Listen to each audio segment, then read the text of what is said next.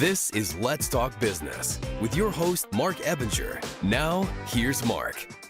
Welcome back to the Let's Talk Business podcast. Coming up on the show today, we're going to talk about what it takes to run a criminal defense law firm.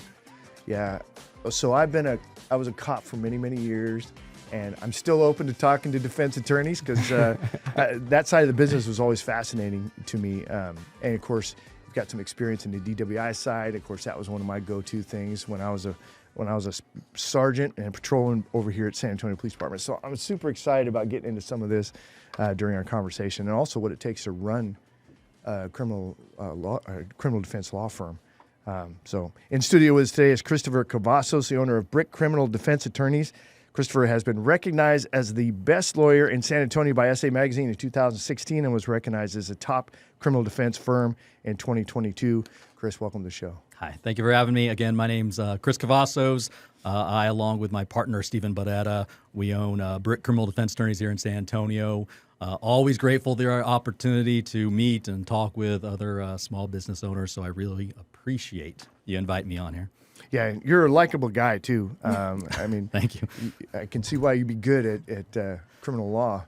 Because I think being likable is an important characteristic. Would you agree with that? I would say so. I think as a business owner and an attorney, it goes a long way. Well, and in life. Yeah, roger that. All right, I'm your host, Marc Ebinger, the CEO of Crooks Virtual Staffing, a company that recruits and staffs experienced overseas administrative assistants for insurance agents and attorneys. If you're curious about the most common tasks that VAs are doing for businesses, head over to our website at crooks.com and grab a list of the top 20 tasks that VAs are doing for businesses like yours. Link is in the podcast description. Go ahead, Keaton. Keaton Frieberg, attorney and partner at Texas Suits Law Firm. Our firm is exclusively dedicated to assisting business and real estate owners with the legalities of their deals and disputes. And I'm your other co-host, Jenevy Sims, with the Evolve Firm, where we help business owners create branding strategies to help evolve and elevate their business. Yeah, and you're also, of course, BPSA, the Business Professional in San Antonio. Absolutely. You guys put on an event every month. Where are you guys going to be at in February? Yes, we are so excited because this month we are going to be hosting it at Tap Rack Social, which is right off of 1604 and 281. It used to be the old Cocoa Lounge, if you are familiar with that area. And Ben and his partners have started it. It's a veteran-owned, one-of-a-kind facility where they have a shooting range, a soccer, and golf stimulators all within inside of it, as well as Matango's Pizza as well. Pizza, Cool. alcohol, and lots of stuff to do. Guns. Yes, Guns. and then this month, well, guns. So as a reminder, if you need anyone from our law firm, we're available 24/7 with free consultations. I love it. It's so fitting. That's what I always think about Yes. the axe throwing places. Like the axes, you could throw axes and you could And drink beer. alcohol. I'm like, Right. crazy. It's a controlled environment, though, so that's different. And then this month, we are featuring the Lemonade Circle, which is a local nonprofit that helps young women, 5th grade and up, and empowers them and gives them the tools that they need to become entrepreneurs in our city. Love that. Anybody supporting entrepreneurship, I'm a fan. Absolutely. All right, a quick reminder to follow the Let's Talk Business podcast on all major podcast platforms and social media where you can catch video versions of the show and get to everything easily from our website at satalkradio.com. Now, coming up on March 27th, we've got our next Let's Talk Business Mega Mixer here in San Antonio from 5:30 to 8:30. So actually, we did it an hour longer because we were there anyway from 5:30 to 8:30 or 9 o'clock. A lot of business happens there. It's a great place to meet other entrepreneurs and business owners and, of course, guests and fans of the show. Tickets are on sale for now for just $20. It's a huge expo-style mixer, which we got lots of booths going on. So you walk in, it's easy to start networking straight away with people with booths. That's a really good conversational starter. I've been a fan of that type of style of mixer and was happy to introduce that for this one. So great snacks, of course, and then plenty of alcohol. Which is, it's the social lubricant, right? I mean, we got to have plenty of beer. We call it the margaritas. Yeah, right. We had, I think, 5 or 6 margarita machines last time. I think we're going to be doing the same there. But we limit them to 2 tickets per person, right? Just trying to limit liability a little bit there. Net proceeds from the event are going to be going to support multiple charities here in the San Antonio area, and we're expecting to sell out again. So get your tickets to the Let's Talk Business Mega Mixer by visiting our website at satalkradio.com. Now, a quick shout out to Taylor Martin and his team over at Martin Insurance Group for being a platinum sponsor for the upcoming Let's Talk Business Mega Mixer on March 27th. Based in San Antonio, Martin Insurance Group specializes in managing group insurance programs, including medical, dental, vision, life, disability, and worksite products. With over 35 years of experience, they offer tailored solutions to meet the unique needs of businesses and individuals. So if you're looking for a comprehensive insurance solution and expert guidance, be sure to check them out at miglp.com or call them at 210-236-9821. All right, super excited about that event. These things are always a big hit. Lots of content created. We're going to have video interviews on the red carpet, lots of professional photography. It's going to be a good time. All right, so Chris, obviously excited. We've had a couple of attorneys, I think, on, and of course, Keaton is a regular. We're going to be talking about lots of different things. Is there any kind of statement you want to give out like this? Hey, this whatever I say is not going to be used against me in court of law. You know what I mean? Kind of thing. Any official good. statement? You're good. All right, We're good. And what about you, Keaton? I'm good on my end. You're good on your end. All right, cool. So, Chris, tell me a little bit sir. about your background. Obviously, very professional, impressive background from being on the prosecution side and then ending up on the criminal defense side, which I think, if I may not be quoting you exactly, but something like you didn't want to be broke or something like that. But obviously, there's more money on the criminal defense side than there is on the prosecution side. But tell me a little bit about your background and how you ended up in the criminal defense side. Sure. So I graduated law school at 25 and immediately started practicing law. I tell people from 25 to about 40, I did nothing but go to court every day, crumpled suit, handling hundreds, thousands of cases, all the bottom of the barrel stuff. Kind of like doctors that go and work in like a rural county and just kind of work in an emergency room and handle everything. That's what I did for about the first 10, 15 years of my legal career. And then about 6 years ago, we decided we wanted to open a proper law firm, give clients a better experience. And so that was the process of switching over from a prosecution mindset over to the defense mindset. And so now at BRCK, all we do is criminal defense. We don't do any personal injury, no divorces, stuff like that. I always tell people that's kind of what makes us unique is that from our law school interns to our senior attorneys to our intake, everybody cares about one thing only, and that's criminal defense law. If you called me tomorrow with $1 million personal injury case, I would be grateful, but I would turn it away. I'd send it to another attorney. When you first started out, was your plan to do on the prosecution side to get that experience and then go criminal defense, or did your plans change? Yeah, so when I was a young attorney, a great attorney here in town, Nico LaHood, told me that he thought the best lawyers ended up being the ones that both practice as prosecutors and as defense attorneys. And that made a lot of sense to me. And then I have another friend, great guy, his name's Brian Powers. He's a great lawyer here in town. And, he's a defense attorney. Prior to being a defense attorney, he was a prosecutor. Prior to being a prosecutor, he was a police officer. Prior to being a police officer, he was a probation officer. That guy knows everything about anything that's going to happen in that courthouse, and it makes him incredibly talented and incredibly good at his job. So, I think it kind of comes down to the best criminal defense lawyers are going to be the ones that have seen both sides of the arena.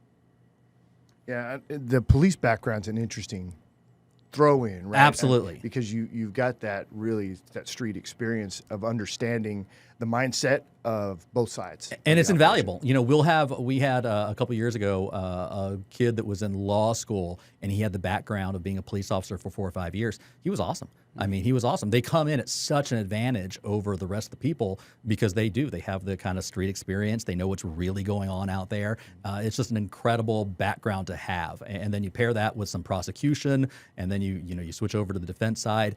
And by that point, I mean, you should have gotten your 10,000 reps in. You should know what's going on. Yeah. And so you're really operating your business at a different level now, right? I mean, obviously you were doing all the grunt work that you had to do, and now you're more on working on the business on a regular basis instead of in the business. Is that correct? Yes, absolutely. And, the switch for me was realizing that, not only is it about running a good business for the sake of running a good business, but if your North Star is always what's best for your clients, running a strong business is what gets the clients the best outcomes.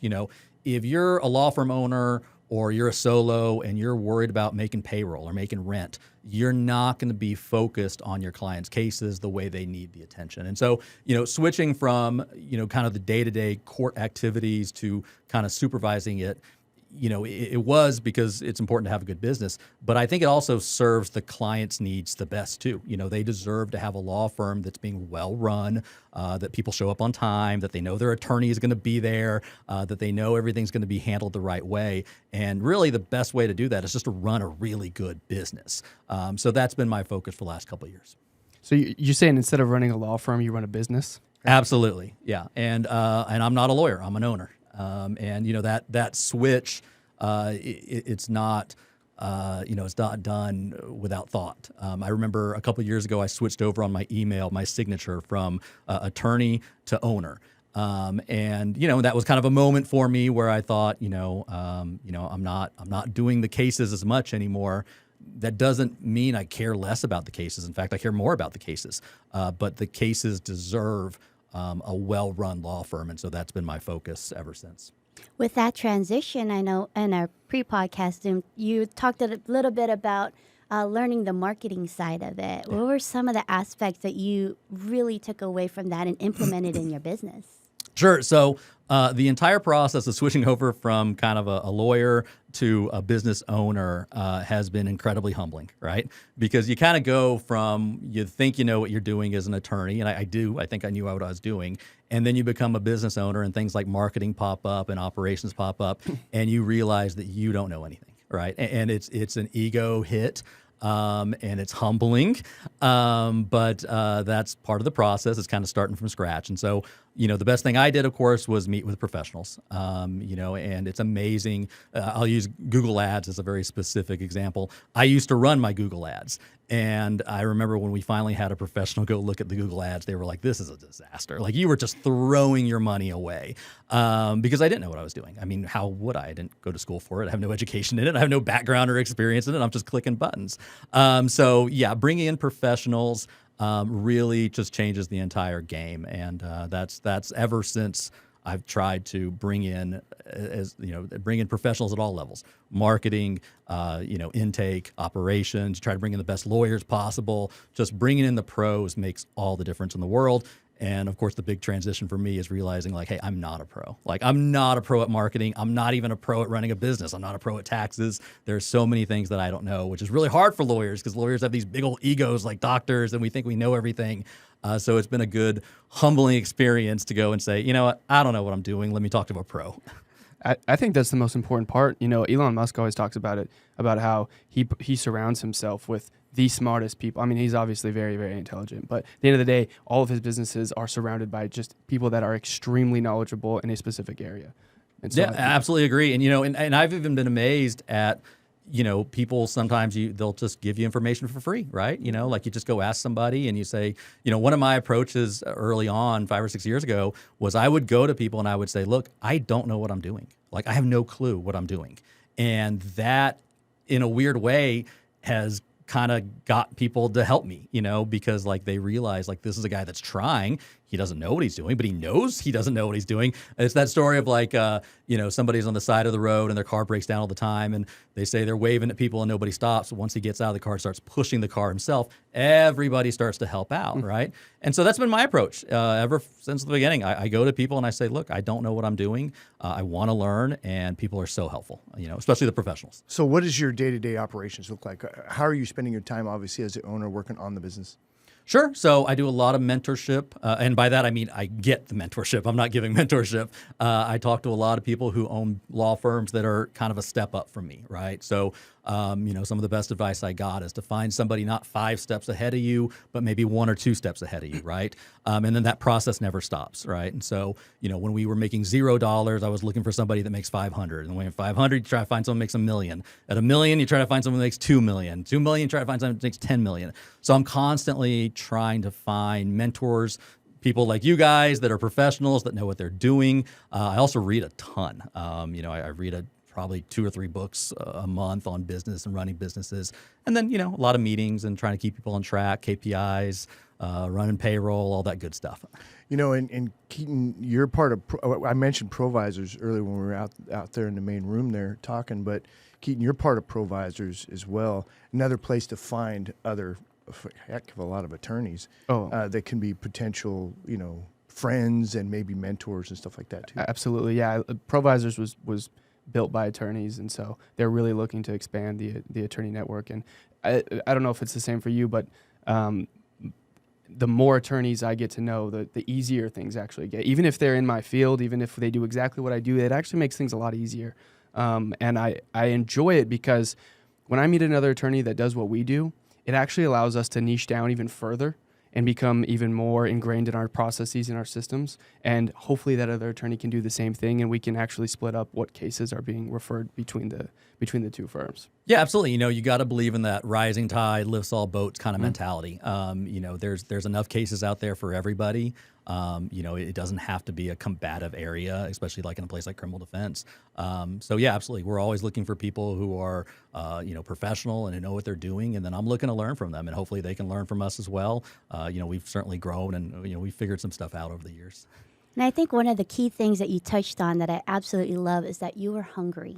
You're hungry to learn. You're eager, to meet with others that are better than you. And that is just such a key aspect for all our listeners, entrepreneurs especially, know that you're not always going to be the smartest person in the room. So seek them out, collaborate with them. And with that, the connections that you create with that collaboration, those open up doors of opportunities.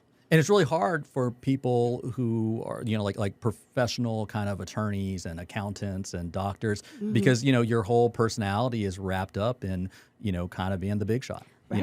Your whole mentality is I'm the person, I'm the one that makes the decisions, I'm the big guy on campus, because that's what it takes sometimes to be successful in that profession. But, you're absolutely right. When you switch over from that to kind of small business owner, you got to put that stuff aside, and you got to be humble, and you got to tell people, the truth, which is, look, I don't know everything. There's people that know more than I do, and I'm here to learn. I want to get better. And there is a lot of resistance from, a lot of professionals to engage in that process and to put that ego aside. And here's the dark side of that is it's actually a weakness. When you embrace the fact that, okay, I'm a business owner, I'm going to build, I don't know everything. I know my field that we're going to be servicing, but we don't know the business structure and how to actually build a business. There's a lot of power in that. And then you start surrounding, like you said, you're starting to push your own vehicle that's broke down on the side of the road.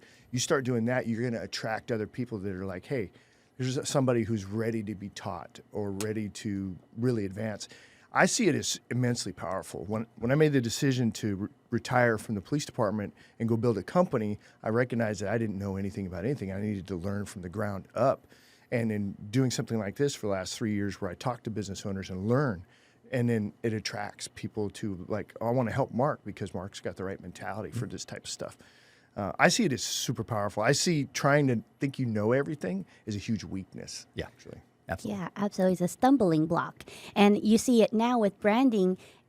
Everybody connects with people who are transparent. With that creates that trust factor. Like, okay, you've been through it. Now I can talk to you.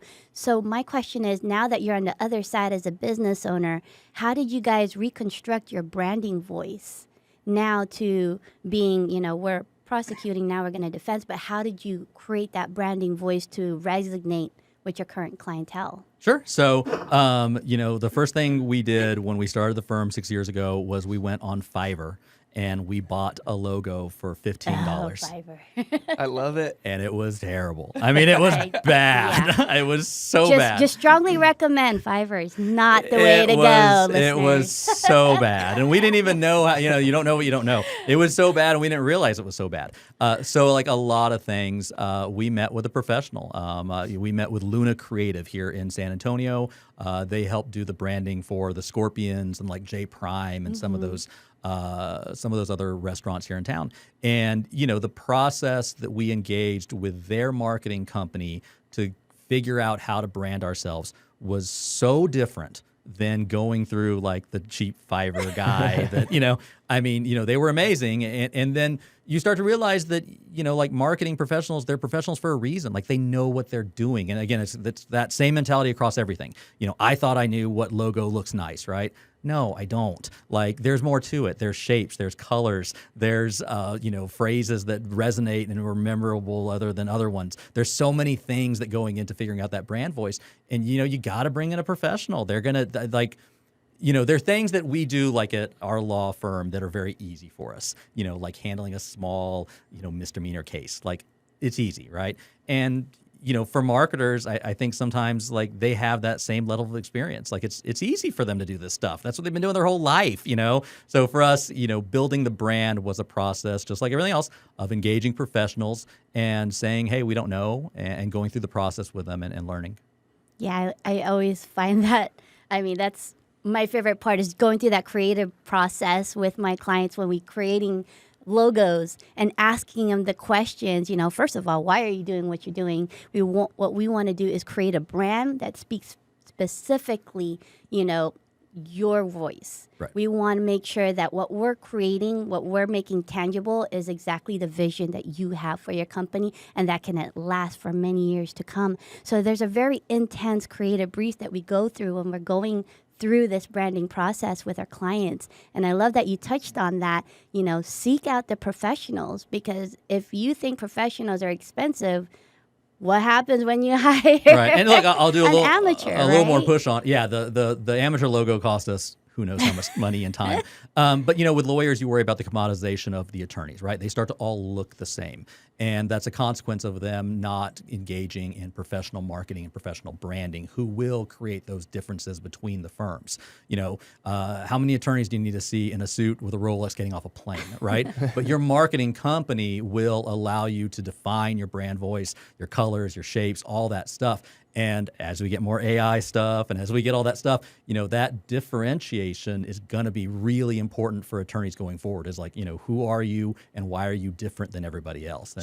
Give an example of that, because I would be curious how you really brand your individual attorneys that are part of what you got. Because there's a couple layers. Obviously, the firm, right? And the power and the of the firm itself, but then also the individual attorneys. How do you approach that from a marketing standpoint? Our differentiating factor is we argue that we operate only in the realm of criminal defense. And so we're only looking for criminal defense attorneys that have a passion about criminal defense. And while there might be a lot of lawyers that say that, when you really go to their website and you really start looking into them, a lot of them actually are doing a lot of different things. They're doing family law. They're always chasing that personal injury settlement. And then, they do some DWI or they do some criminal law on the side as well. And so, for us, it's just about doing one thing, doing it really, really well, hiring people who only have a passion for that one thing, and then with respect to content and marketing, putting out things of value based on what we've learned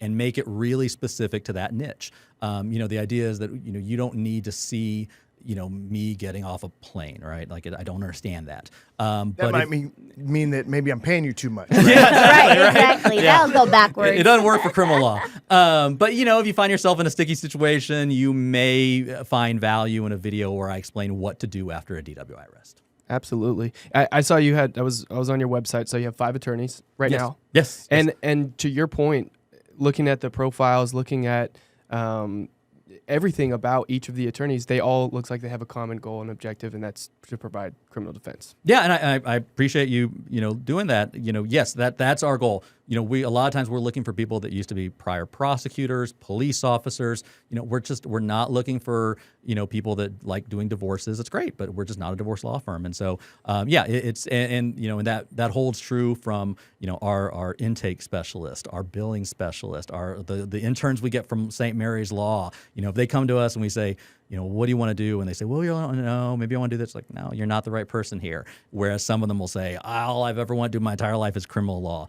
Great, come on in, And so it's just about building that law firm that's focused on one thing, just laser focused criminal defense. And there's really not anybody else doing that. And by volume, you guys are doing a lot of cases, right? Yes. Arguably the most active here in San Antonio area. There's no, data or metrics out there, but anecdotally, I think, probably we handle the most. So what's the client acquisition coming from? Is it from Google ads? Is it where? I imagine referrals, all this kind of stuff. But do you have like a couple of areas that are like, this is where we're pulling the majority of our new clients from? Sure. So, obviously we benefit a lot from referrals. My partner, Stephen Brewer, his former law firm, he was such a great attorney that he still has a lot of people that refer him. So that's benefited us, is just having that well of clients who just want Steve Barrera. But then, like all businesses, we have to engage in kind of marketing, and for us, we do traditional. We don't do much traditional. We do a lot more digital. And so we'll spend a lot on PPC, a lot SEO, LSA, all that stuff. It's a lot of digital marketing for us right now. And I think that's probably where the market is headed. Are you guys also involved in local politics as well? I mean, like municipal, county, are you guys involved in the politics side of what's going on here? Not too much. Yeah, I don't do politics. So, and again, it's not that I think there's anything wrong with it. It's just I don't like anything that takes away from the focus of criminal defense. Whether there are a bunch of Republican judges at the courthouse or a bunch of Democrat, I have not seen any sort of difference in terms of people getting arrested. I mean, people are getting arrested under every administration. And so our focus is, not necessarily who's in charge, but just if the client comes to us, how do we get them the best possible outcome? Right. And I would think that a part of that is having good relationships with judges and other attorneys and power players within local community government. But you don't see it that way? No, I mean, absolutely. Like a note on the judges, there's some law firms that like to kind of, I know this judge and wink, wink and stuff like that. And I don't like that. I don't think it's appropriate. What I kind of think about is because we practice exclusively in criminal defense and because we practice exclusively in these courts, we know the judge in a way that we know what they want to hear. We want to know how they're going to rule on a motion. We know what arguments are persuasive in certain courts and which arguments are going to carry no weight whatsoever. And, we'll see like a family law lawyer come into a court and they'll make some argument and we kind of roll our eyes because we know the judge has no patience for this argument. So that's the benefit for us of kind of knowing the judges. It's not any sort of impropriety. It's that we know what they want to hear. I know there's certain judges I've worked in front of, like when I was a prosecutor, that, certain words just as soon as that lawyer said that, their eyes rolled back and they were done, and so that's the real benefit of kind of staying engaged with the judges. Well, and the law. I mean, at the end of the day, whenever we have like you said, a family law attorney or something that's on the opposing side of a real estate title dispute, it gets harder. It's probably going to be more expensive for not only our client, but their client. It's just if you have people that are doing what they're supposed to be doing, that have niched down, know the law, know the judges, it helps a lot. Yeah, somebody gave me an example one time that really resonated with me. It's like playing basketball, and if you have two professional basketball players, they're going to have a good match. But if you have a professional basketball player and then you have some amateur, it causes problems, right? Like somebody could get hurt. The ref is going to constantly be having to call calls. They might not know the rules. They might not know how to play things. And so, there's a ton of benefit in kind of, law is hard. I mean, it really is. And so, I don't know the person that can know every area of law. You got to niche down. You got to know what you're doing in that specific area. Speaking of which, so I know looking for mentors is something that, you're actively doing, which I think is smart in any field. Any particular mentors stand out for you that you worked with in the past or working with now? There was a guy in Bernie that, when I first started, he gave me a bunch of really good advice. And it's funny because, like I kind of mentioned earlier, he didn't charge me for anything. He would send me these Loom videos of kind of like, and he would give me, I still now, 5 years later, I'll go back and I'll watch them. And it's amazing because he was just so far ahead of me that, he was talking about problems that I haven't even approached yet.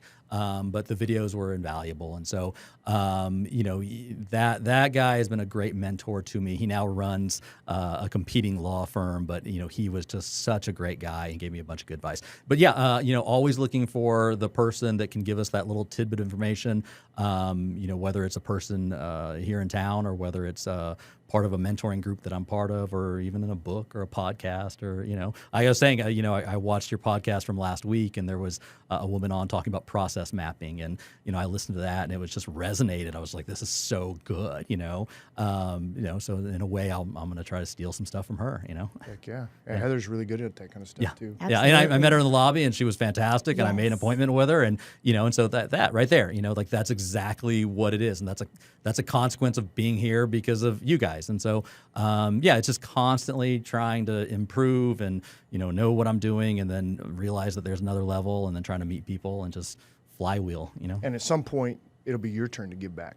Absolutely. You'll have that street cred, that success, and then you're going to be excited to then give back to the next generation coming along if they're out there pushing their car. Yeah, right? You're going to see that, and you're going to be like, okay, this is somebody that's getting after it. Yeah, those are the best people to help. Because nobody's, one of the big things for me was I realized that everything that I'm going through at my law firm, other people have gone through. Like I am not Christopher Columbus, finding problems for the first time. Everything that I struggle with, I remember the first time I had to fire somebody and how intimidating that was. And then you talk to people and they're like, here, yeah, that of course, and you're going to feel bad and this is how you do it. And it's like, yeah, I'm not the first person to ever have somebody that's working for me that isn't working out. But if you don't have those groups and those mentors and the books and the people in your life, you feel like you are, and that doesn't work. Absolutely. Well, one of the things that you said you touched on was education. Do you take the time to educate your clients, and what does that process look like? Because I can imagine for someone who's coming in with a situation, all the emotional aspects that come with it. So what does your law firm do to walk through this situation with them? Yeah. So, talking about police officers, the way it works is, you're out and you're having a good time and then something happens and then you're getting arrested. And generally, this is the... I like that. Something happened. Like, wait a minute. We all have quotation Super marks. vague. Asteroid come out of the sky? What do you mean something? An accusation is made, and it is the worst time of their life. People that tell us about getting arrested, they are like traumatized for it, especially if you're like a teacher or a nurse or somebody that's not used to it. And then they go to the jail and it's terrible and it's gross and it's stinky and everybody's mean to them.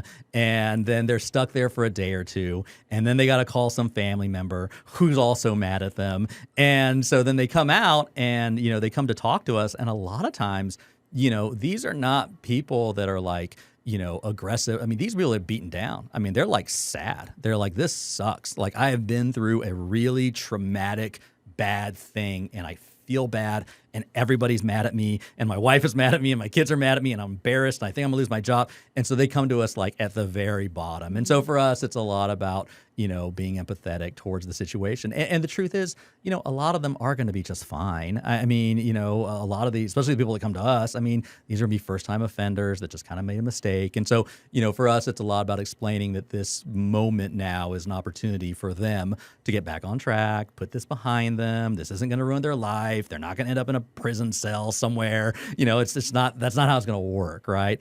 So, we explain them that journey through the criminal justice system, but it's not what people think. People sometimes think that people are going to come to us and, like I said, they're full of anger. No, a lot of times they're just kind of sad and they're just down on their luck about this tough thing that happened. And so, we try to walk through it with empathy. So here's something that I found very powerful, actually, because again, I've arrested hundreds of DWIs, hundreds of them, but it's like you're not a bad person, and this is where that guilt comes in and it weighs heavily on them. I don't necessarily spend any time around them, of course, afterwards. Of course, I'm seeing the ugly cry and everything else, right? But they're not a bad person. That is something that is a powerful statement, especially coming from the police officer. This doesn't make you a bad person. This is just an incident that's happened. Of course, we're not like saying, we're not trying to give them something where they can get out, especially if it's all on video. But it doesn't make you a bad person. Right? Sure. You got to separate the person from the event. And for some people, that is fair. For others, it's not. But for some people, that is fair. You get a teacher that, has been, this is just like our classic case is, some teacher that's been teaching for a few years and she goes through a rough night and, maybe boyfriend's being a jerk, whatever, and she's out drinking with her friends and she ends up with a DWI, I mean, she's still a school teacher. She's still a great person, she just kind of made a mistake. And so, you try to separate the person out from the act at times. What's the typical outcome for DWIs in your experience, generally speaking?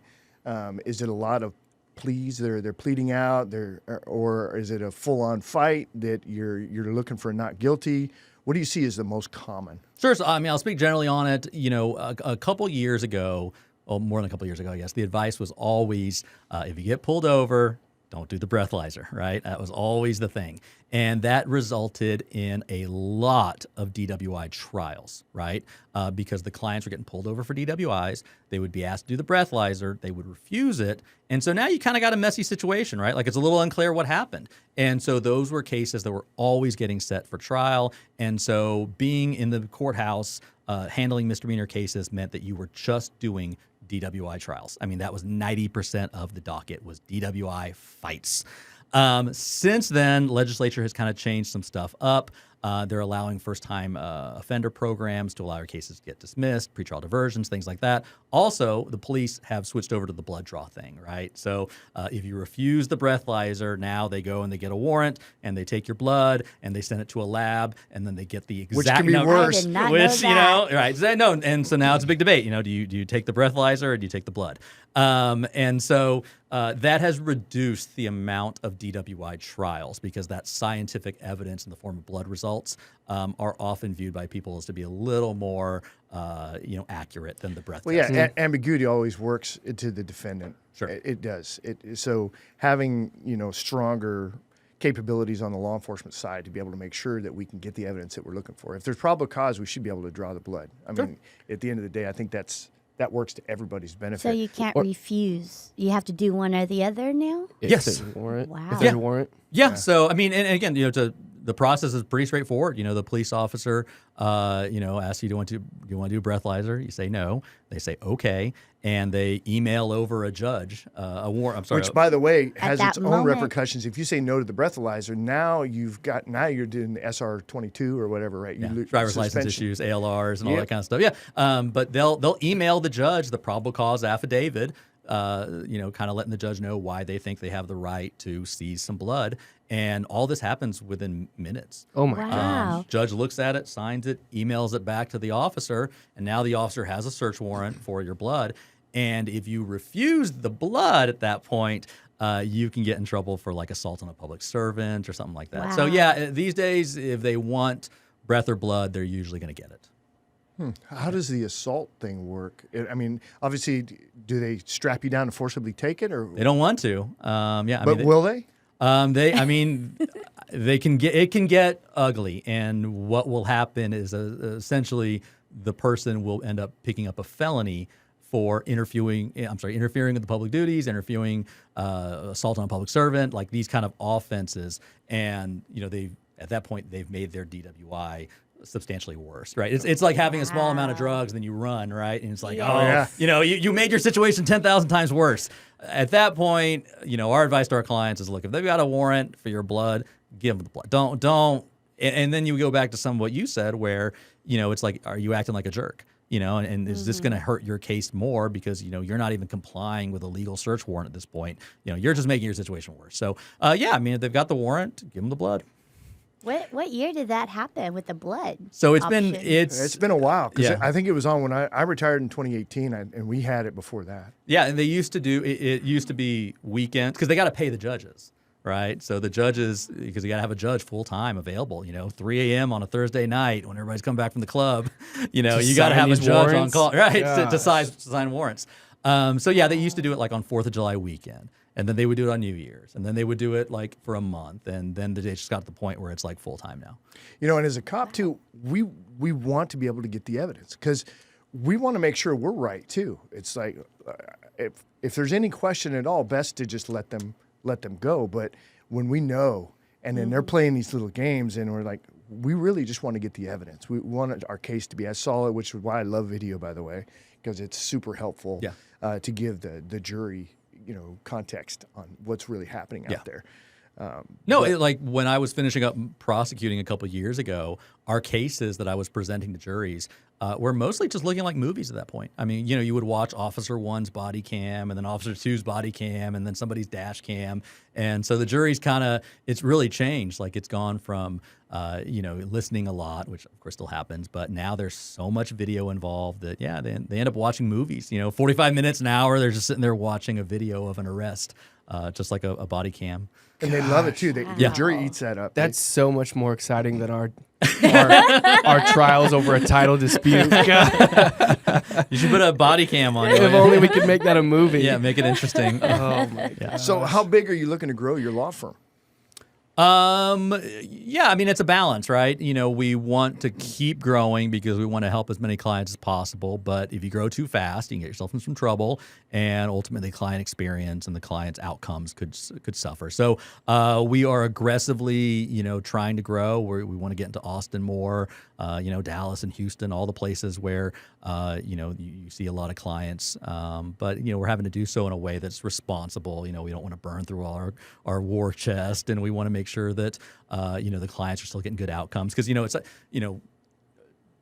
expanding to a new office. It's just not as easy for us to say, well, we just want to take cases here. You got to have an attorney. You got to have a good attorney, and attorneys are expensive. And then you got to have paralegals. You've got to have a client communication specialist. You got to have enough intake. I mean, it's a whole process of bringing in 5 or 6 people anytime we open up a new office. So want to keep growing. No plans to stop, but want to do so responsibly. How many offices do you have right now? So we've got an office down in Floresville where we first started, our South Texas, where we love and we handle, so many cases down there. We've got an office on De Zavala. We've got an office in Bernie, and we were talking about, we're looking to do an office in Austin. Once we hit kind of a case mark, we said as soon as we hit this many cases, we'll go ahead and rent the proper spot, and we're almost there. Enough cases here in San Antonio or in Austin? Oh, in Austin. Okay. Austin, yeah. In Austin. So you're handling cases in Austin right now, Yes. just waiting to open up the physical location. Correct. Yeah, Got it. absolutely. Wow. Yeah. Cool. That's incredible. I love that. And because of the way you approach your running your law firm, it allows you that mental bandwidth and the time you need to actually focus on growing those things rather than handling the day-to-day cases in and out. Yeah, absolutely. And again, it's both, right? You want to run a good business because you want to be successful and you want to make money and you want, to have nice things. Absolutely. But the benefit is also a well-run law firm benefits the clients as well. They get the better outcomes.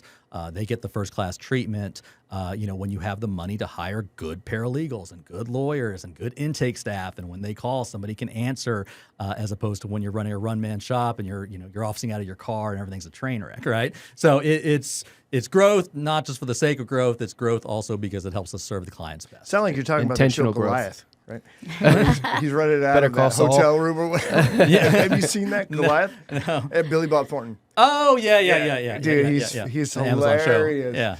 Yeah, he's a lot of fun. Of course, Landman, which obviously you're representing some folks out in the oil areas. Yes. Yeah. So Eagle Ford Shale down in South Texas.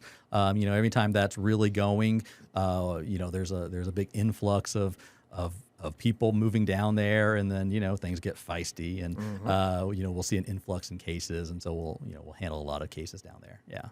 I worked in Atascosa County for a while, and Eagle Ford Shale hit, and they built all these hotels, and it was wild because you have this little county that has one hotel, and then after it hit, there were like 15 different hotels, and they're constantly booked. The oil field companies, as soon as a Holiday Inn pops up, they'll book the entire hotel for the next 30 or 45 days, just so their people have somewhere to live.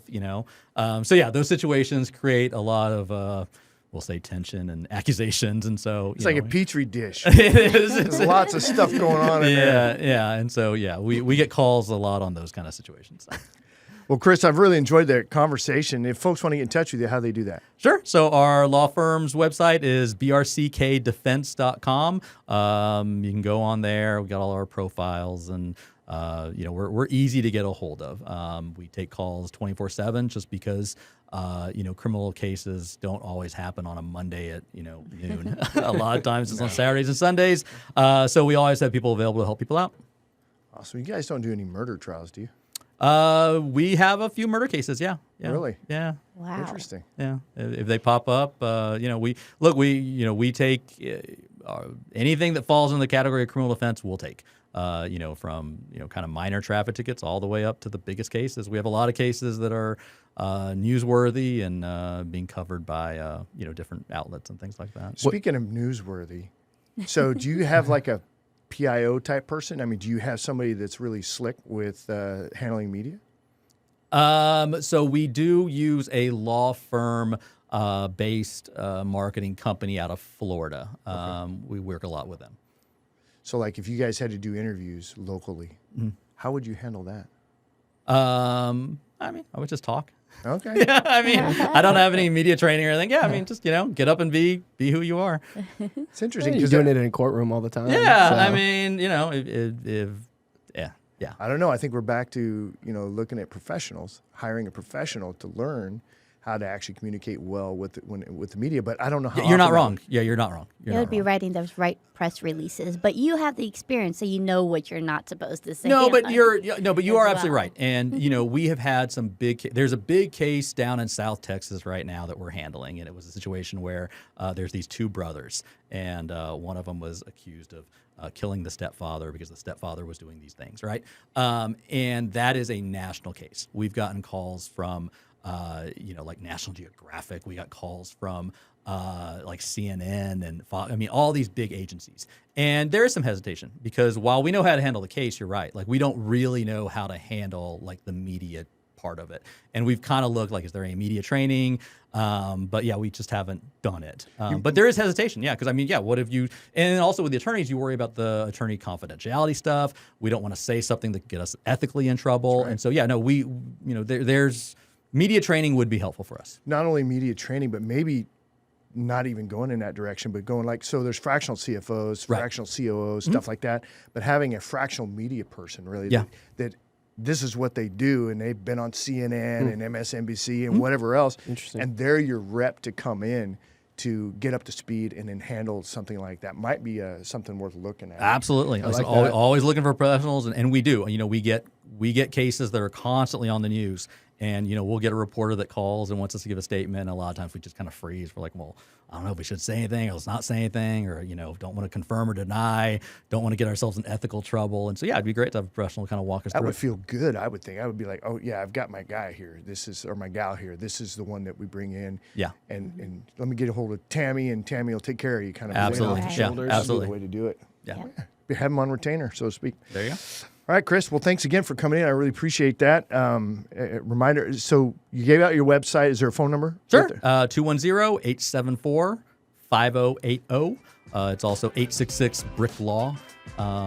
Again, 24/7 every day, bringing in cases and trying to help people out through the criminal justice system because it's ugly and tough and scary. And for a lot of people, they need someone to walk them through it.